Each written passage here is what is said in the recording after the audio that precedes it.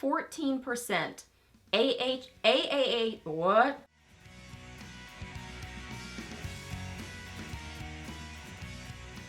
Hey guys, welcome back. So I have got my September favorites here for you today. So what I like to do in these videos is I quickly mention my overall Friday favorites for the month, and then I have other things to share with you, like I think this time I have skincare, a body care, some home decor things, and then of course books. So that's what I've got to share with y'all today. So if you're new here, my name is Leslie. Welcome. I love to do favorites videos, new with drugstore, get ready with me's, reviews, empties, just a lot of fun stuff here on my channel. So if you're new, I would love it if you hit that subscribe button and stuck around for a while. I love to have you here on my channel. So yeah, we are chatting about September monthly favorites. So let's get to it. Okay, so for overall Friday favorites, for eyes, I would say it was really hard to narrow down my eye favorites for the month because I had a lot of things I was really loving for eye favorites. So if I had to narrow down, I would say the Laura Geller Laura's Essentials palette. I got this in my BoxyCharm box that they sent to me, and this is such a beautiful palette. I have this on my eyes right now. It's just a gorgeous everyday palette, but great for fall time. I love the beautiful kind of vintage fall looking packaging. I love this design so much. I feel like this is kind of like I would love this in decor, like a whole floral arrangement like this. I just love that vintagey floral look. It's beautiful, great formula, great color story, perfect for any time of year, but really beautiful for fall looks too. Talk about a perfect fall palette. Ofra signature palette in Falling in Love. Oh my goodness. I love this so much. It's got all the things for, I mean, whatever type of fall look you're going for, whatever color story, you've got options here. You can pair it with other things. You can just do all these colors together and get a really fall foliage look. Good formula. I love that palette. And then the Moira Star Show Shadow Pot in Glossé. Oh my goodness, if you love a sparkly shadow, the Star Show Shadow Pots. Oh, did I say that right? I did. Star Show Shadow Pots. Somehow, I usually struggle with that. If you love a sparkly shadow, these are amazing. There are so many gorgeous colors. I love them. They're so light catching and beautiful. Just, they're amazing. Okay, for blush, Too Faced Cloud Crush Blurring Blush. That's hard to say. In Velvet Crush, I have this on right now. This is a beautiful kind of pinky mauve shade. As usual, if you want to see swatches of all these products and more info, check out the Friday favorites where I first mentioned them. You can get more info there. This is just a quick mention. Beautiful mauve pink, great formula, buildable formula, which I really like. You can apply it lightly and get just a soft look, or you can really build it up, and it does build up on itself really nicely, and you can get more intensity with it. I also like that color on the eyes. It's so pretty. And then for lips, I would say my standout favorite is what I'm wearing right now, which is the e.l.f. one of their satiny type lipsticks, and this is in Effortless, just a beautiful kind of mauve pink. These are amazing. I mean, they have like beautiful fancy packaging to them. It's like magnetic. They smell amazing, great satiny, really flattering and comfortable looking, flattering looking, comfortable feeling formula. They're great lipsticks. I love them so much. Did I already say affordable too? So yeah, I would say that those are my overall Friday favorites. Okay, some skincare favorites. So I've mentioned this before, and this has been a favorite in the past, but I've kind of been revisiting it more and more regularly lately. So again, this has been kind of like a long time favorite, but especially more recently, I've been using it more consistently. The Pharmacy Honeymoon Glow AHA Resurfacing Night Serum. They did send this to me, so thank you so much to them. Says with hydrating honey and gentle flower acids. So I've mentioned before that I like to do skin cycling where I'll have kind of like an exfoliation night, a retinol night, some recovery nights where I'm just using, you know, like ceramides and things like that, which I have a ceramide favorite I'm going to share next. So this has been one of my kind of go-tos for my exfoliation night because this one is pretty intense. Like if you are looking for a pretty intense chemical exfoliating type product, this is really good. It says it has 14% AHA, BHA flower acids, to exfoliate and a proprietary honey blend to hydrate, which I really like that about this, is that you get the exfoliation, but then you can, you know, you've got the honey in there too for the hydration. I also love their honey moisturizer. So I guess I should have brought that in here too, because I have been using that pretty consistently after I use this. So I'll use this and then follow it with their honey moisturizer, but I've used this before, many times before, with different, you know, really nice, rich, hydrating moisturizers with it. So I like those two together, but I have used it with other moisturizers. But yeah, I mean, it is just, it says it's a multi-correctional night serum that resurfaces skin for a smoother, youthful looking, glowing complexion. And yes, I definitely think so. Now this is intense, so I have made the mistake of using it 2 nights in a row, and that was too much. So, and even other exfoliators, I don't do that anymore. Like I rotate them and use them maybe like once, maybe twice a week. So that's what I like to do, is use it as my exfoliation night once or twice a week. It's really good. Then the ceramide product, this is from Coco Kind, and this is the Ceramide Barrier Serum. It says nourishing daily serum for skin barrier support. So I've meant, like I already said, I like to do the skin cycling, but ceramides specifically have been my go-to for recovery night, specifically for skin barrier. And how I've been able to kind of tell if my skin barrier is sort of mad is if I have little bumps, like little tiny breakouts or extra dryness or something like that, or the texture of my skin just seems different, more bumpy and more irritated. I can usually tell I've done too much exfoliating or something to kind of irritate my skin barrier, and ceramides have been go-to, the ingredient that I love to use on that recovery night, and I see such a big difference in my skin when I use ceramides. So I love this serum. It's a dropper serum, nice and hydrating. So yeah, if you're looking for a good, and it's affordable for skincare. So if you're looking for a good ceramide serum, I really like this one. I love the Pacifica ceramides line. It's in the purple packaging. I love I've mentioned it before on my channel. The cream is amazing. I love the serum in that line. I love the lotion, but this is another good option too that I've been loving. So yeah, ceramides. I just love me some ceramides. So I've been loving this, and then like I said, I always have loved the since they sent it to me. I don't even know how long ago it was, but the Pacifica, love that line. Okay, a body care favorite. My sweet mom, she is, I mean, I am my mother's daughter. She loves skincare. She loves beauty stuff. She loves HSN and QVC. We are just very much alike in that. So she got me this moisturizer. I think it was from HSN. I'll find it and link it and list it down below if it's still available. Hopefully it is. And I really like this. This is it says Pure Active Argan Firming Body Cream. Now, I am terrible about using moisturizer on my body. Like, I'm so consistent with my skincare on my face, on my neck, even on my hands, but my legs are dry a lot of times because I don't like the feeling of heavy moisturizer, especially like getting into bed and then it's all sticky and heavy feeling. Ooh, I hate that feeling, especially on my legs.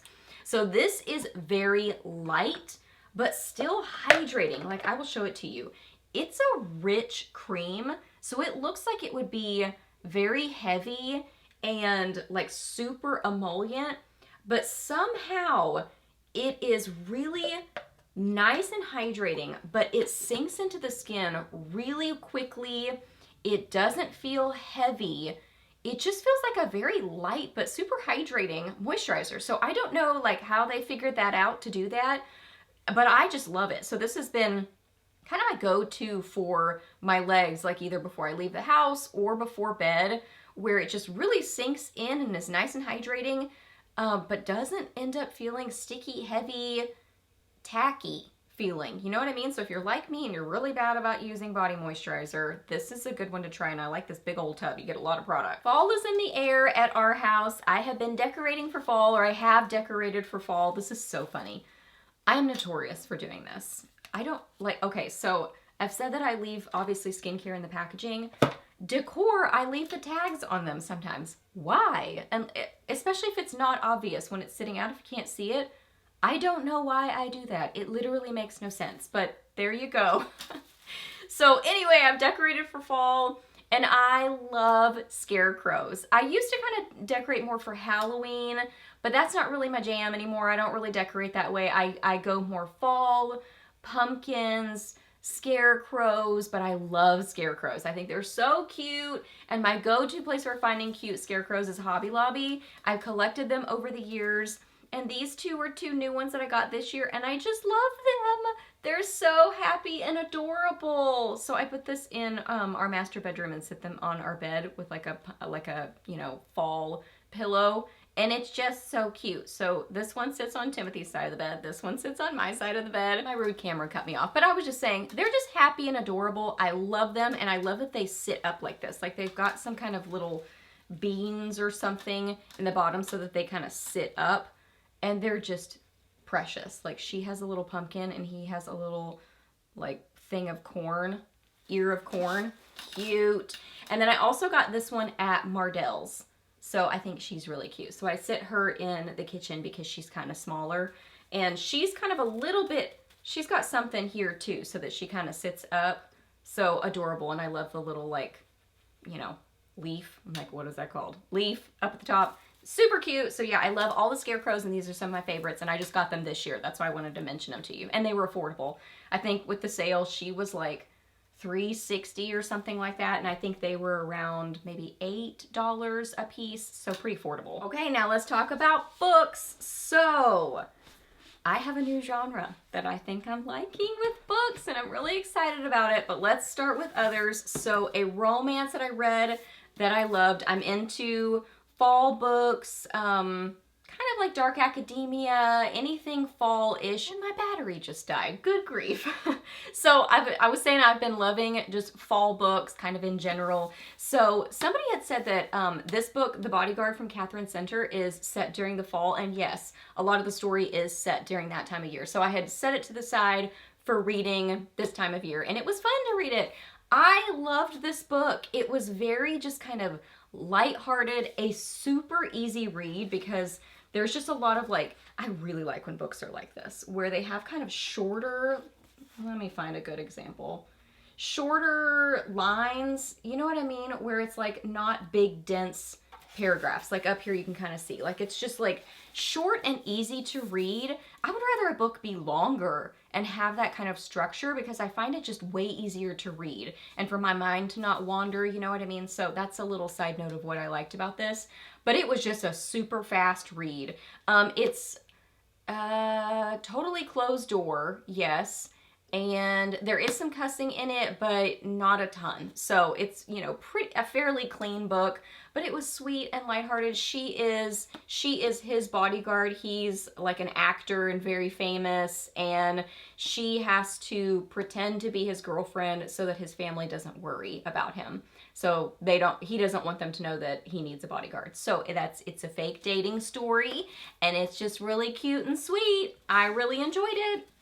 Then I have been reading these books, finally reading them. There's a third one. I'm still going to read that one. A Good Girl's Guide to Murder. And then the second one is Good Girl, Bad Blood. Now, I was really anticipating these books, and I ended up rating them. I think I gave this one 4 stars, and this one I would say like between 4 and 4.5. I liked this one better than this one. What is the other one? Oh, there's an ugly sticker on the front that can't be removed, so this reminds me. I read 5 Survive from Holly Jackson. I don't connect to her writing quite as well as, like, sometimes, you know, you can just, like, connect with an author's writing and read really quickly. I kind of have to get into the story more before I really connect with her writing, if that makes sense. So still a really good storyline. These are YA thrillers, so they're not as dark. This one gets darker at the end though. So it kind of surprised me that it got kind of heavy and definitely darker at the end of this book. And then I've heard the third one is definitely darker than these two. But yeah, she is in the first book trying to solve, not even solve, because it was sort of a finished case situation, but she's writing it for her senior project and she's kind of investigating. And then the second book, she has a podcast. So I really liked the podcast element of this one. There's a very light hint of romance in these, but it's very light. So I don't like these books as much as Truly Devious or Inheritance Games or like Teen Killers Club. Those are some of my favorite YA thrillers. I'm not liking these as much as those, but I'm still enjoying them. So I would say 4 stars and then like 4 to 4.5. But then the new genre that I have started getting into, fantasy.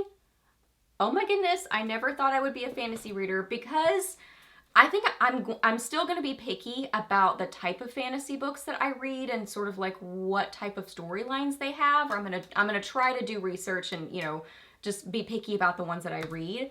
But I've always thought that, oh, too much, like when people say world building, I'm like, oh goodness, like a whole new, you know, lands and creatures and names, and just it seems overwhelming to me.